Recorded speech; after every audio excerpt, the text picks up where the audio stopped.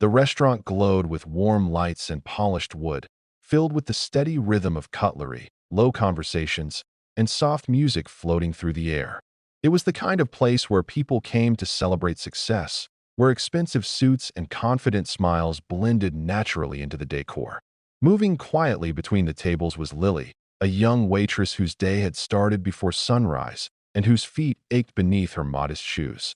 She carried herself with practiced grace, offering polite smiles that hid her exhaustion.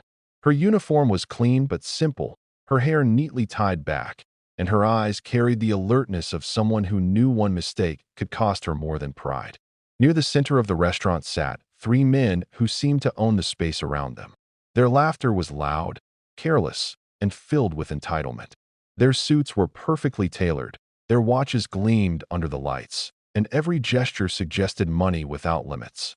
They ordered without glancing at prices, joking about how cheap everything was, snapping their fingers to call Lily over as if she were invisible until needed. Lily took their orders calmly, writing everything down with precision, ignoring the way one of them looked her up and down with a smirk. She had learned that reacting only made things worse. Course after course arrived at their table, steaks cooked to perfection, rare wine poured carefully, desserts plated like art. Each time Lily returned, she was met with teasing remarks and dismissive waves of the hand. Still, she remained professional, telling herself it would be over soon. When the final plates were cleared, Lily returned with the bill, placing it gently on the table with a courteous nod. "Whenever you're ready," she said softly. One of the men picked up the receipt, glanced at it for a second, then laughed. He slid it back toward her with two fingers. "We're not paying this," he said casually, as if discussing the weather. Lily blinked, unsure she had heard correctly. "I'm sorry," she asked, her voice careful. The man leaned back in his chair, confidence dripping from every movement.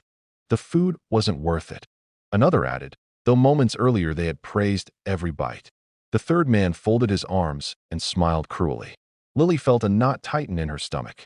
She explained politely that everything had been prepared as ordered, that if there was a problem, she could call the manager. The men exchanged amused glances. "Why would we wait?" one of them said. "You people should be grateful customers like us even walk in here." The word people stung more than she expected. Nearby tables began to quiet. Forks paused midair. Lily's hands trembled as she held the receipt. "Sir," she said again, trying to keep her voice steady. "I'll get my manager right now."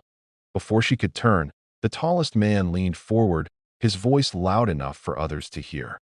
"Why don't you pay it yourself?" he sneered. "Or is this more than you make in a month?" Laughter erupted from the table, sharp and humiliating. Heat rushed to Lily's face. Her chest tightened, and for a moment, the room seemed to spin. She could feel eyes on her, some curious, some sympathetic, some uncomfortable. No one spoke. No one moved. She thought about her rent, her mother's medicine, the job she couldn't afford to lose. If they walked out, she might be held responsible. Her lips parted, but no words came. She had never felt so small. The men enjoyed the silence, feeding on it. One of them drummed his fingers on the table impatiently. "Well," he said. Lily stood frozen, fighting the urge to cry, unaware that from the far end of the restaurant, a man who had been quietly observing everything had just set his glass down and begun walking toward them. The silence that followed felt heavier than the noise had ever been. Lily stood there, still clutching the bill, her fingers numb as her mind raced for a solution that did not exist. Around her, the restaurant seemed to hold its breath. A couple at a nearby table exchanged uneasy glances, while another guest looked down at his plate, pretending not to see what was happening. The three men, however, thrived on the attention. One of them stood up slightly, straightening his jacket as if preparing to leave, his chair scraping loudly against the floor. "We're busy men," he said with a thin smile. "We don't have time for this nonsense."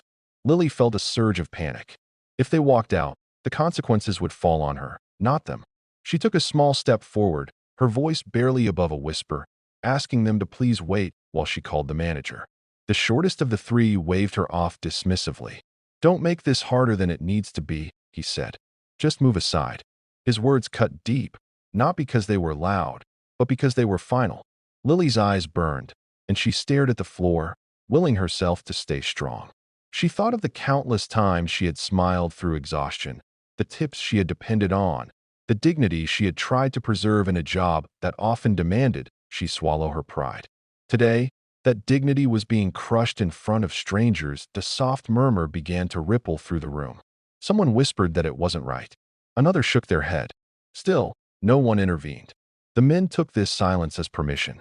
One of them reached for his coat, glancing at Lily with a look that suggested she was nothing more than an inconvenience. "You should learn your place," he said casually, as though offering advice. The words struck Lily harder than any insult before. Her throat tightened, and tears blurred her vision. She wanted to speak, to defend herself, but fear wrapped around her voice. She had been warned before, cause trouble, and there are always others waiting for your job. Her hands shook as she finally turned to go find the manager, her steps unsteady, her shoulders slumped in defeat. That moment, a quiet voice rose from behind the men. "Is there a problem here?" It wasn't loud, but it carried an authority that cut cleanly through the tension. The three men paused, annoyed at being interrupted. Slowly, they turned. Behind them stood a man in his late 40s, dressed simply in a dark jacket and crisp shirt. No flashy watch, no show of wealth. His presence was calm, almost unremarkable, yet something about the way he stood made the air shift. Lily froze, unsure whether this was another customer stepping in or someone about to make things worse. The men sized him up quickly, dismissing him just as they had dismissed her. "Mind your business," one of them said. "This doesn't concern you." The man's gaze moved past them to Lily. He noticed the way she held herself, the tremble she was trying to hide, the humiliation etched across her face. His expression tightened, not with anger, but with resolve. "It concerns me," he said quietly, "because no one here deserves to be treated like this." A ripple of surprise spread through the room. Lily felt a flicker of something she hadn't felt in minutes: hope. The men scoffed, amused. "And who are you supposed to be?" the tallest one asked. The man did not answer immediately. Instead, he stepped closer to Lily and gently took the bill from her shaking hands. "You've done nothing wrong," he said to her, his voice steady and kind. For a second, Lily could only stare at him. No one had spoken to her like that all evening. He then turned back to the men, his eyes steady. "You enjoyed every dish you ordered," he said calmly, "and you will pay for it." The men laughed again, but this time there was an edge of uncertainty beneath their confidence. "Or what?"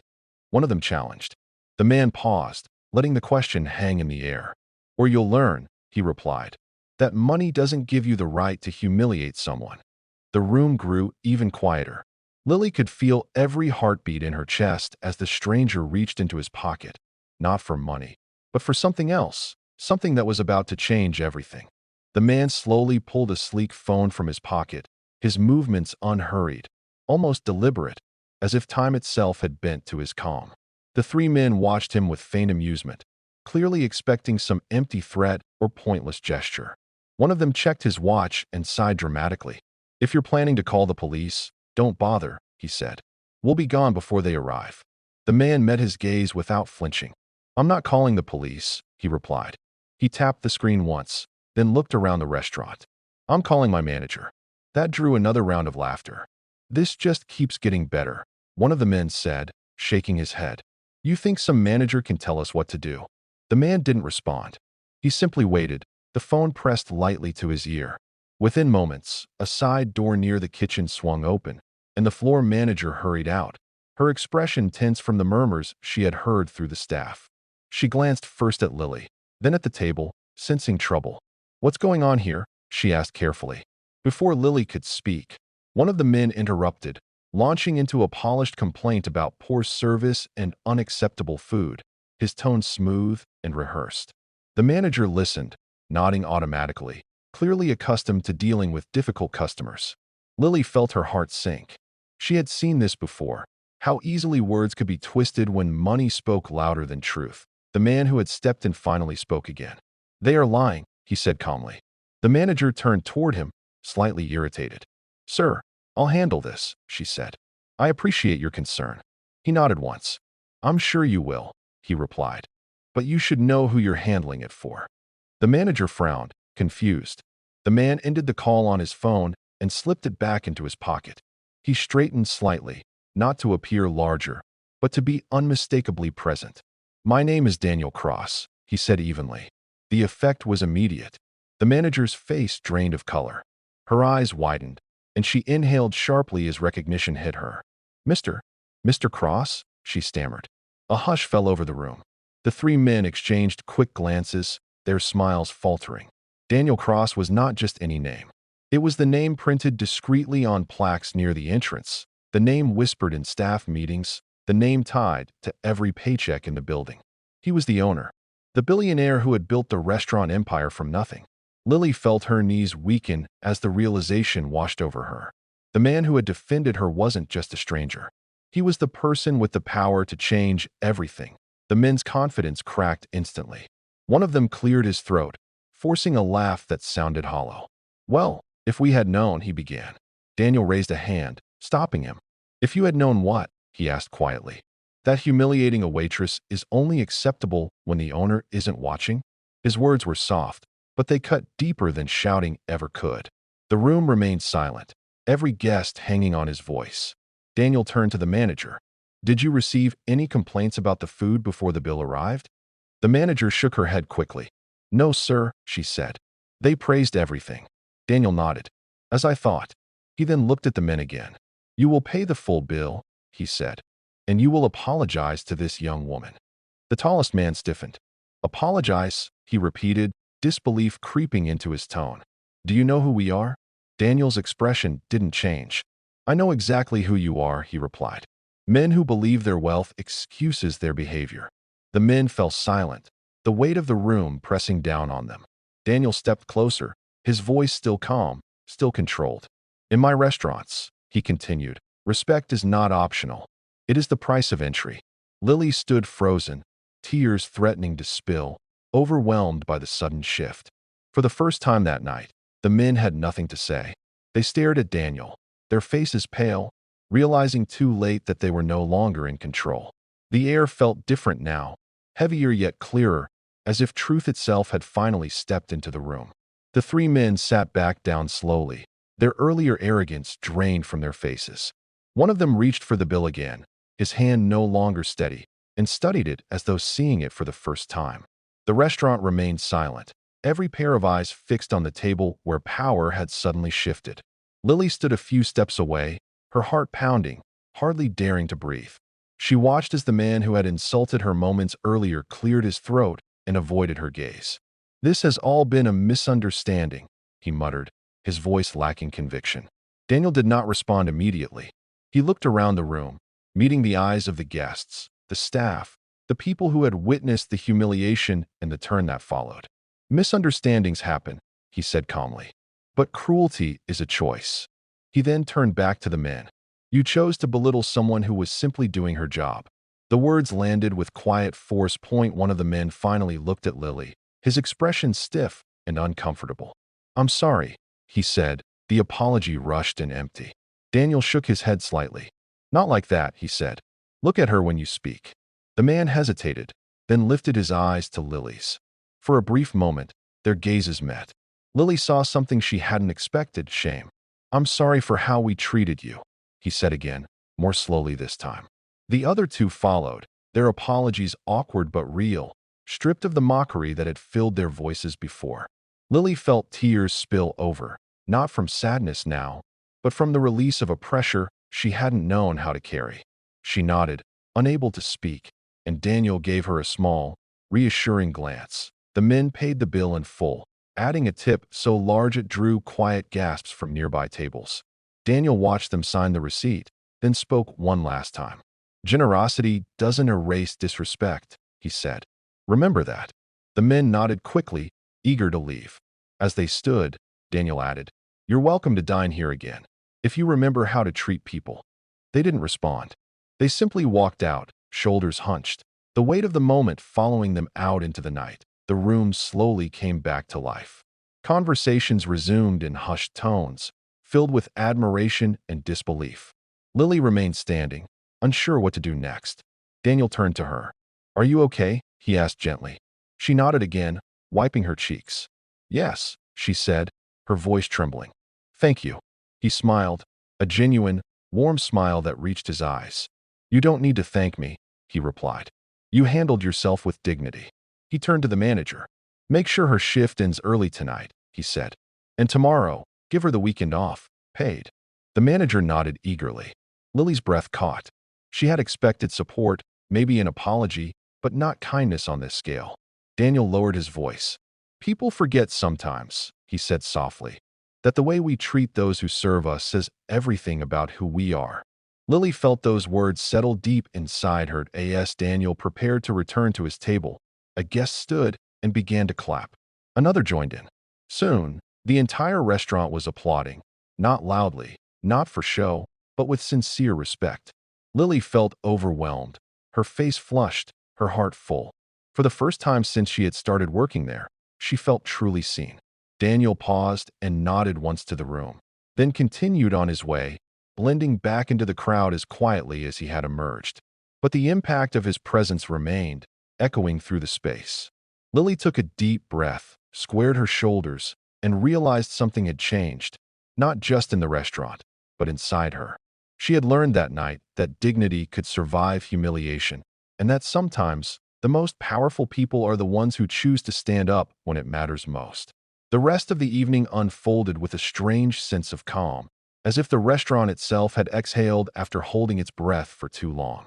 Lily moved more slowly now, not from exhaustion but from reflection, her mind replaying every moment of what had happened. Guests smiled at her as she passed, some offering quiet words of encouragement, others leaving generous tips with small notes that simply said thank you. Each gesture felt unreal, like something out of a story rather than her own life. When her shift finally ended earlier than usual, Lily stepped outside into the cool night air, the city lights shimmering around her.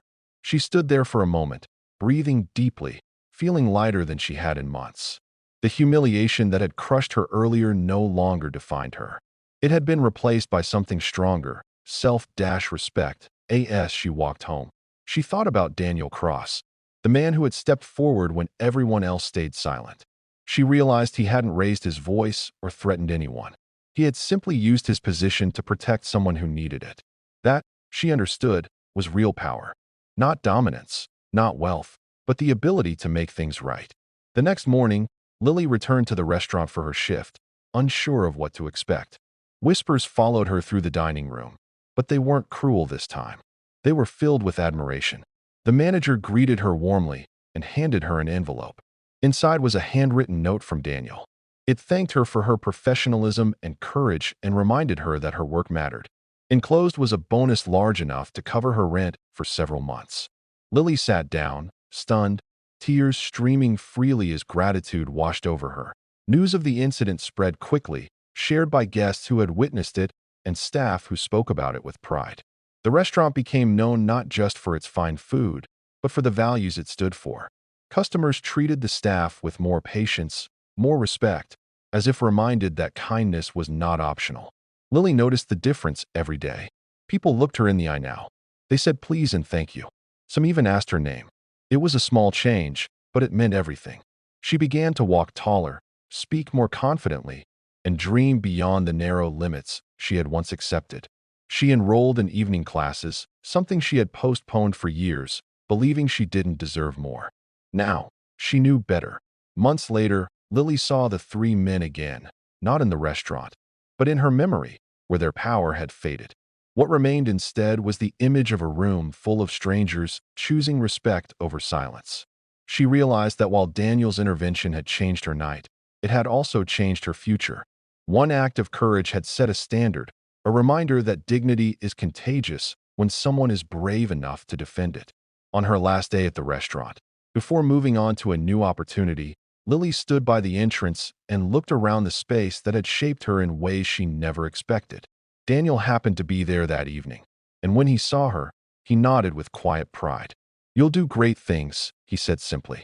Lily smiled, feeling a warmth in her chest. "Because someone believed I mattered," she replied as she stepped into her new life. Lily carried that lesson with her.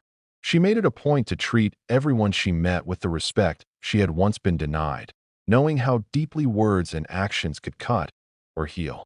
And somewhere behind the scenes, in restaurants and offices and everyday places, the story continued to ripple outward, reminding anyone who heard it that true wealth is measured not by what we have, but by how we treat those who have less.